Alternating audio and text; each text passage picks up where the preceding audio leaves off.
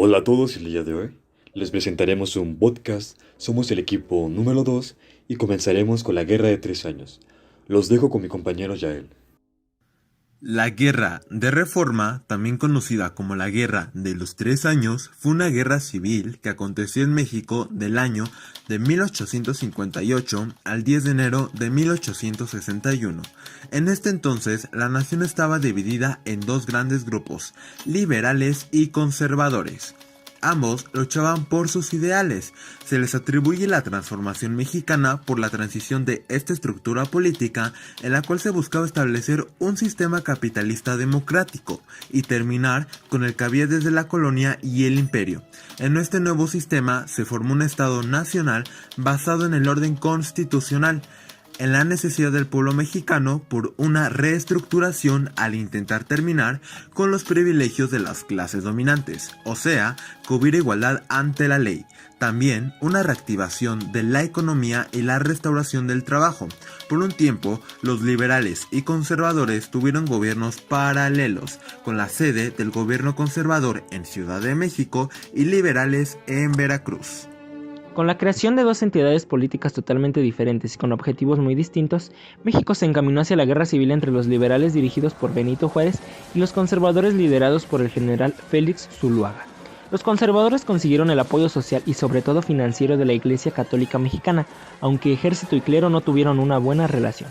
Su capital se instaló en Ciudad de México. Mientras tanto, el gobierno liberal de Juárez tuvo su sede de gobierno en Veracruz.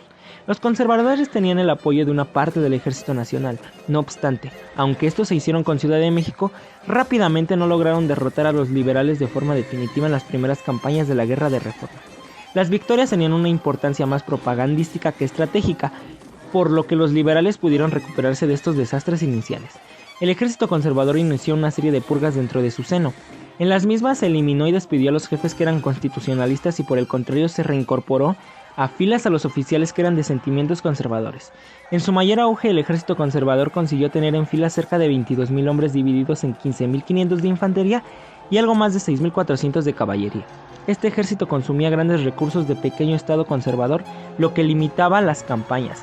El ejército constitucional se formó en base a la denominada Guardia Nacional de antes de la Guerra de Reforma.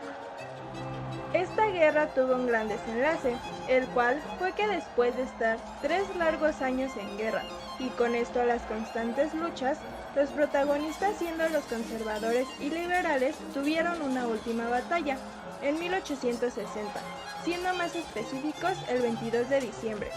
Siendo los liberales los vencedores, el 11 de enero de 1861, Juárez hizo su entrada triunfal a la capital. Pero como en toda guerra, no podían faltar las consecuencias. Asimismo, hubo algunas que se pudieron apreciar más, como el enorme debilitamiento militar, económico y político de la nación mexicana, dejándola demasiado vulnerable y como un blanco fácil para algunos países. Y bueno, entonces pasamos al siguiente tema, el cual son las leyes de reforma. Estamos hablando del México de 1857 aproximadamente, donde el país estaba en una situación bastante sensible. Había una gran crisis económica, social y política, ya que las leyes de reforma quitaban ciertos privilegios a la Iglesia Católica y por ende esto no le parecía a todo el mundo, lo cual provocó que dos grupos sociales se enfrentaran. En sí, aquí es donde surgen dos bandos principales, los liberales y los conservadores. Ambos querían un México libre, pero los conservadores querían mantener a la Iglesia cerca del Estado. Sin embargo, los liberales querían que la Iglesia no estuviera involucrada con nada del Estado, es decir, que estuviera totalmente separada. Es por ende que ambos grupos no se llevaban del todo bien. Asimismo, las leyes de reforma fueron la Ley Juárez, Ley Lerdo, Ley de Nacionalización de los Bienes Eclesiásticos, Ley del Matrimonio Civil, Ley de Creación del Registro Civil y la Ley sobre la Libertad de Cultos. Asimismo, al ocurrir la muerte de Benito Juárez, Lerdo de Tejada, en su carácter de presidente de la Suprema Corte de Justicia, asumió la titularidad del Poder Ejecutivo. Al tomar posesión, contrajo el compromiso de hacer cumplir las leyes de reforma y elevarlas jerárquicamente al incluirlas en la Constitución. lo cual se cumplió gracias a la Ley sobre Adiciones y Reformas en la Constitución del 25 de septiembre de 1873. Al ser estas leyes el inicio de una nueva era política, económica y cultural, al final tuvo consecuencias, para algunos un tanto buenas y para otros no tanto. Entre estas fue que se aprobaron leyes liberales, las cuales formarían un Estado más moderno, con ideales de igualdad y de este modo sería separado de la Iglesia Católica. También algunas que destacaron fue la pérdida de territorio y la crisis económica en México, hasta tal punto que se tuvieron que suspender los pagos de su deuda externa. Además, fue gracias a estas leyes que el Plan de Ayala pudo ser autorizado y firmado en 1911, donde se reclamaba justicia por los campesinos a los que se les había quitado las tierras. Continuaremos con el tema de la Segunda Intervención Francesa. Tras la Guerra de Reforma en México, la principal problemática por la que atravesó el gobierno fue la insuficiencia de recursos para establecer el orden en un país agotado por los constantes enfrentamientos y rebeliones. Los conservadores en México vieron en estas dificultades del gobierno de Benito Juárez la oportunidad para realizar sus objetivos, ya que desde la consumación de la independencia se buscaba establecer una monarquía en México.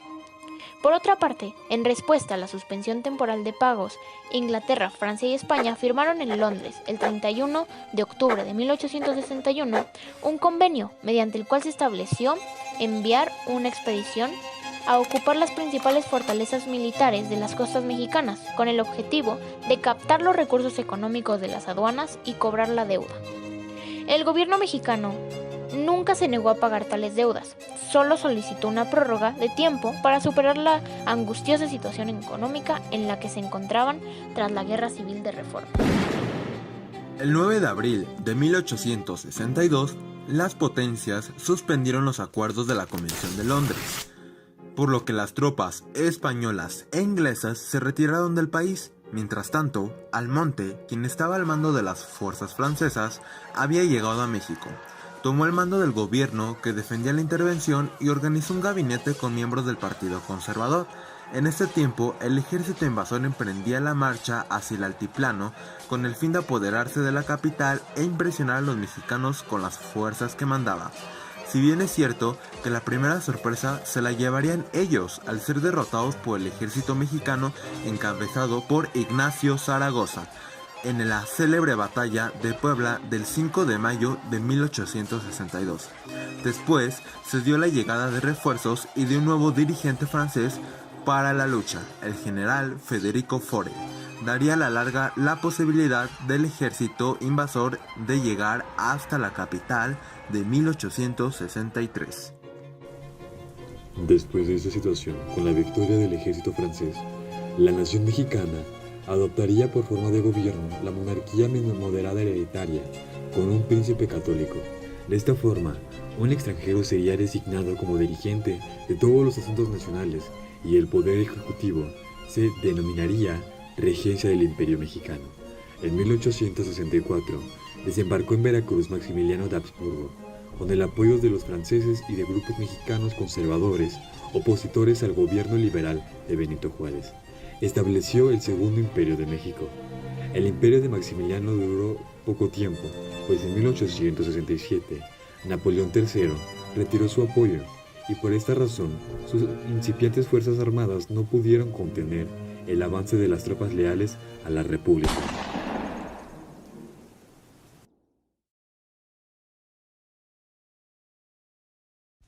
Gracias por su atención.